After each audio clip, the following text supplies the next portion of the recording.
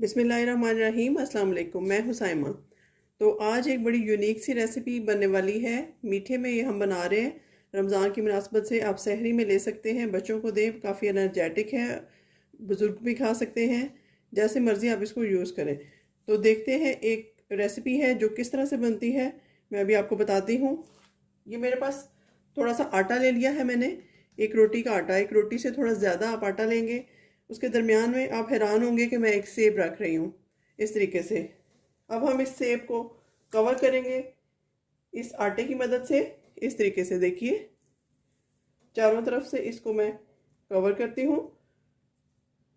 आगे आगे आप देखिए कि किस तरीके से हम ये यूनिक सी रेसिपी बनाकर तैयार करेंगे। हमने इसका एक बॉल सा बना लेना है इस सेब का। ये देखिए एक बॉल सा बन गया है।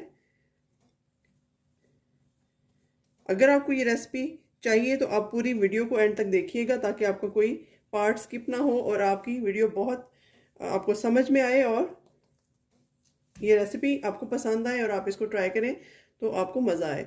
तो चलिए अब नेक्स्ट देखते हैं क्या करना है। तो यहाँ पर मैंने देगची को चूल्हे पे रख दिया है। आप भी हैरान हो रहे होंगे कि हम सेब को आटे के साथ क्या करने वाले हैं। तो यहाँ पर मैंने तकरीबन 1.5 कप के करीब ऑयल डाल दिया है, जो कि गर्म हो रहा है हमारा। और हीट को हम मीडियम टू लो रखेंगे। और जैसे ही हमारा ऑयल गर्म होता है, हम इसमें अपना कवर्ड सेब जो आटे में कवर किया हुआ है, इसको हम आराम से इसमें डाल देते हैं। ये देखिए इस तरीके से। इस सेब को मैंने आटे में कवर करके तो ऑयल में डाल दिया है। ऑयल हमारा हीट अप हो चुका है। अब इसको हम हर तरफ से रोस्ट करते जाएंगे और बिल्कुल गोल्डन ब्राउन होने तक इसको कुक करेंगे, ताकि आटा हमारा कच्चा ना रहे।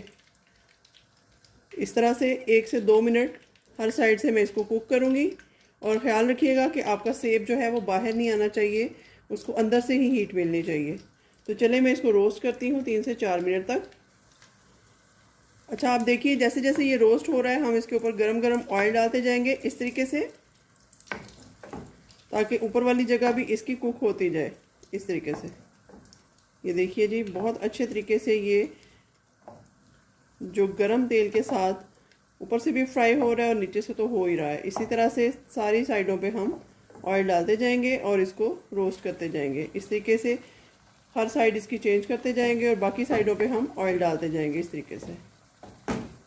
ये देखिए ऐसे। तो इसको रोस्ट करके मैं आपको बताती हूँ नेक्स्ट क्या प्रोसेस करेंगे। तो यहाँ पर देखिए जी, हमारा जो आटा और सेब है वो अच्छे से कुक हो चुका है और ये डार्क ब्राउन हो चुका है। ये एक रेस्टोरेंट की रेसिपी है जो कि बहुत मशहूर है। तो देखते जाइएगा कि किस तरह से हम इसको कंप्लीट करते हैं। चलिए इसको मैं उतार लेती हूँ, चूल्हे को बंद कर देती हूँ और फिर देखते हैं नेक्स्ट क्या करना है। तो यहाँ पर देखिए, इसको हीट को ऑफ करके मैंने उतार दिया था। अब थोड़ा सा ठंडा होने देते हैं, फिर हम इसको अलग अलग करते हैं, आटे को और सेब को। आटा अच्छे से रोस्ट हो चुका है। इसी तरीके से हम इसको अलग करेंगे। ये देखिए इस तरीके से सेब जो है वो अलग हो जाएगा और आटे का पेड़ा जो है वो अलग हो गया है। इसी तरीके से हम इस सेब को अब छील लेंगे और इसको छील के इस तरीके से देखिए, फालतू का पार्ट आप हटा दीजिएगा, जो अंदर से बीज वगैरह है। इसी तरह से इसको छील के फिर नेक्स्ट इसका प्रोसेस करते हैं। तो यहाँ पर देखिए जी, एक ब्लेंडिंग जार में मैंने सेब डाल दिए हैं। तकरीबन 1/4 कप इसमें दूध जाएगा, जिसमें ये अच्छे से ब्लेंड हो जाए दोनों चीज़ें। तो इसमें आटे के पेड़े भी हम डाल देते हैं, ये वाले इस तरीके से, और इसको ब्लेंडिंग जार में डाल के हम ब्लेंड कर लेते हैं अच्छे से। तो यहाँ पर फिर से वही ऑयल मैंने ऊपर रख दिया है जिसमें हमने रोटी को फ्राई किया था, पेड़े को। अब इसी में मैं सब्ज़ इलायची डाल दूंगी, इनके मुंह खोल के 3 से 4 अदद। और हीट को हम स्लो पे कर देते हैं और इसमें चीनी डाल देते हैं, तकरीबन 1 प्याली के करीब। अब इस चीनी को हम स्लो हीट पे कैरमलाइज करेंगे। तो चलें 3 से 4 मिनट लगेंगे, उसके बाद मैं इसकी फ़ाइनल दिखाती हूँ आपको लुक के कैसे ये कैरामलाइज हो जाएगी। तो यहाँ पर देखिए हमारी चीनी जो है वो कैरामलाइज हो रही है और यहाँ पर मैं 1 पिंच के करीब सिनेमन पाउडर ऐड करूँगी खुशबू के लिए। वैसे जायके के लिए मैंने इलायची तो डाल दी थी, लेकिन सिनेमन पाउडर भी जाएगा तो ये अच्छी स्वीट डिश बनेगी हमारी।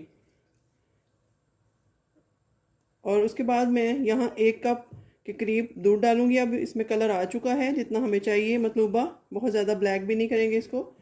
यहाँ 1 कप दूध जाएगा।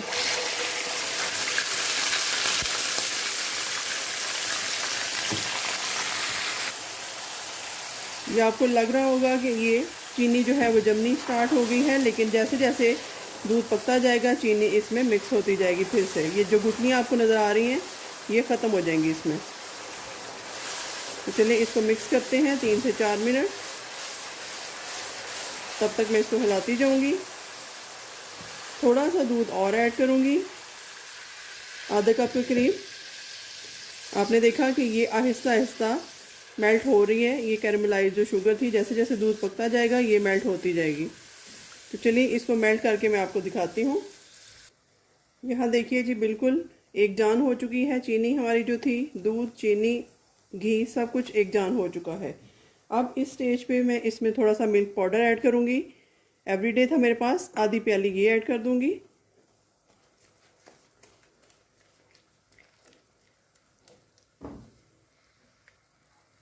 तो अब इस स्टेज पे ये जो मैंने ब्लेंडिंग जार में फ्राई आटा और सेब जो ब्लेंड किया था वो डाल देंगे इसके अंदर। अच्छे से नीट करेंगे जग को।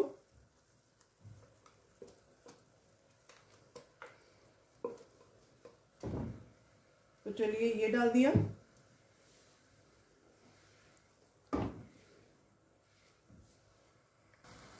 तो यहाँ पर देखिए जी ये एक जान हो चुका है। इसको मुसलसल मैं हिलाती जाऊंगी ताकि इसमें गुठलियाँ ना बने। और इस स्टेज पे मैं बादाम भी क्रश करके डाल दूंगी इसमें। आप कोई सा भी नट ले सकते हैं वो डाल सकते हैं इसमें। बस जी अब इसको 5 से 6 मिनट तक हम गाढ़ा होने के लिए छोड़ देंगे और तकरीबन 6 मिनट तक इसको कुक करेंगे, जैसे कि बिल्कुल एक हलवे की शक्ल इख्तियार ना कर जाए। तो यहाँ पर देखिए जी हमारा मज़ेदार सा एप्पल डेज़र्ट तैयार है। हीट को मैं ऑफ़ कर देती हूँ और इसको हम डिश आउट करते हैं और ठंडा होने पर सर्व करेंगे। तो यहाँ पर देखिए माशाल्लाह से हमारा एप्पल डेज़र्ट बड़ी कामयाबी के साथ तैयार है। ये भी बहुत गर्म है और इसको हम फ्रिज में रखें या बाहर रखें, आजकल के मौसम में ये वैसे ही कूल डाउन हो जाएगा। तो अभी क्योंकि वीडियो में जल्दी है इसलिए मैं आपको इसको इसके स्क्वायर करके नहीं दिखाऊंगी। इसको ठंडा होने देते हैं और इसमें थोड़ी सी ऊपर डेकोरेशन करते हैं किशमिश की, क्योंकि मैं बादाम डाल चुकी हूँ पहले से। आप पिस्ता अगर है तो आप वो डाल सकते हैं। तो अब इसको ठंडा होने देते हैं। बिलीव मी ये रेसिपी बहुत ही ज़्यादा मज़ेदार बनी है, मैंने थोड़ी सी टेस्ट की है। अगर आप रमज़ान में बनाएं या वैसे भी किसी दावत पार्टी में बनाएं तो आप यकीनन मुझे दुआएं देंगे। तो मिलते हैं किसी नई और अच्छी रेसिपी के साथ, तब तक के लिए अल्लाह हाफ़िज़।